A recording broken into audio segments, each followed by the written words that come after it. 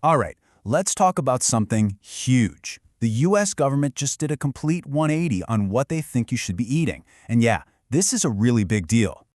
You know, for as long as I can remember, the advice was always the same, right? Pile on the bread and pasta and stay away from fat. But what if all of that was just wrong? What if the government finally came out and said, oops, our bad? So that's pretty much what happened. In early 2026, the new dietary guidelines dropped, and wow. They didn't just make a few small changes. They basically threw the old rulebook out the window.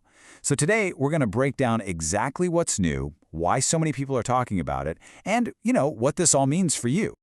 Okay, first things first. Why such a massive, sudden shift? Well, it turns out it all boils down to a single, gigantic crisis, one they just couldn't ignore anymore. And this is the number that explains everything. 90%. Think about that. Nearly 90 cents of every single healthcare dollar in the US is spent on chronic diseases, and so many of those are tied directly to what we eat. The old way clearly wasn't cutting it. I mean, they were backed into a corner and had to do something completely different. And look, they weren't subtle about it. The administration flat out called this a historic reset. They said the goal was to finally push back against all the noise from the big food companies and get back to, common sense and real science. So what's the big idea behind all this? Well, it's a totally new way of thinking about food itself. This really breaks it down, doesn't it? Before, it was all about the numbers, counting every calorie, every gram of fat. It was like a math problem. The new way, it's way simpler. They want you to ask one question: is this actual food? The focus is now on food quality, where it comes from, not just what the nutrition label says. And that brings us to the new villain of the story: ultra-processed foods, or UPFs. Now, we're not talking about, say, a can of tomatoes. We're talking about stuff that's basically invented in a lab, with ingredients you can't even pronounce. The sodas, the brightly colored snack chips, the frozen meals. The new guidelines are basically declaring all-out war on these things. And maybe the biggest, most visual change of all is what they did to the food guide itself.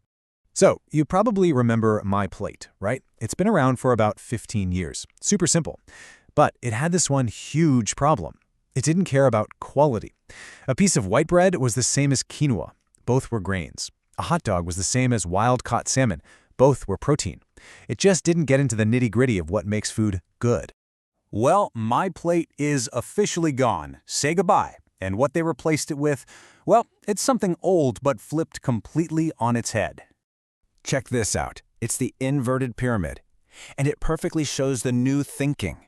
The foundation, the biggest part of your diet, that's now protein and natural fats. Then you've got your vegetables and fruits in the middle. And way down at the tiny little tip at the bottom, grains. I mean, they've literally flipped the old pyramid upside down. Carbs are no longer the star of the show. They're more like a side act. And when you look at the actual numbers, you can see just how wild this shift is. The protein goal? It's basically doubled. They want us eating way more to help with muscle and metabolism. The whole war on fat? It's over.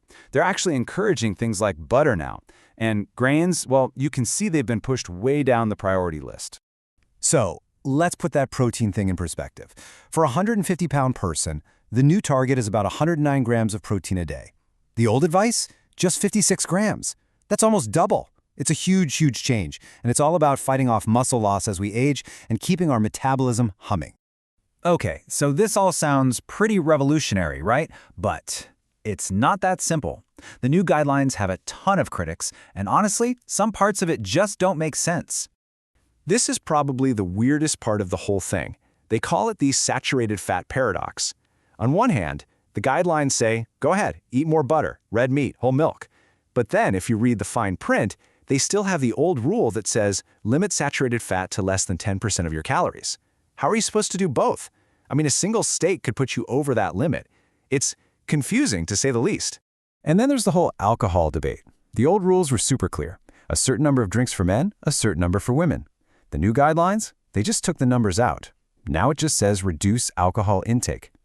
And a lot of health experts are not happy about this. They're worried that without a clear, hard limit, people might actually drink more. It's also really interesting to see what got left on the cutting room floor. The scientific panel that gave the original advice wanted to talk about big topics, like how much a real food diet costs, the environmental impact of eating more meat, and different cultural diets. But nope, all of that got cut from the final version. And critics are pointing out that this kind of makes it feel like advice for wealthy people, not for everyone. So what's the bottom line here? Well, it feels like the entire country has just become part of a giant experiment. If you're trying to figure out what to actually do, it really comes down to these 4 new rules of thumb. 1. Put protein at the center of your plate. 2. Stop being scared of natural fats like butter. 3. If it comes in a noisy package, maybe think twice. And 4. Treat added sugar like it's public enemy number 1. And really, this is the gamble. It's a high-stakes bet with 2 very different outcomes. The best-case scenario, this new focus on real food crushes rates of obesity and diabetes. The worst-case scenario, the fear from some health groups is that all this extra saturated fat could lead to a massive heart disease problem down the road. So yeah, the new American diet is a bold, bold experiment. We won't know if it worked for a long, long time. But the question we're all left with is this the cure we've been waiting for, or did we just create a whole new crisis?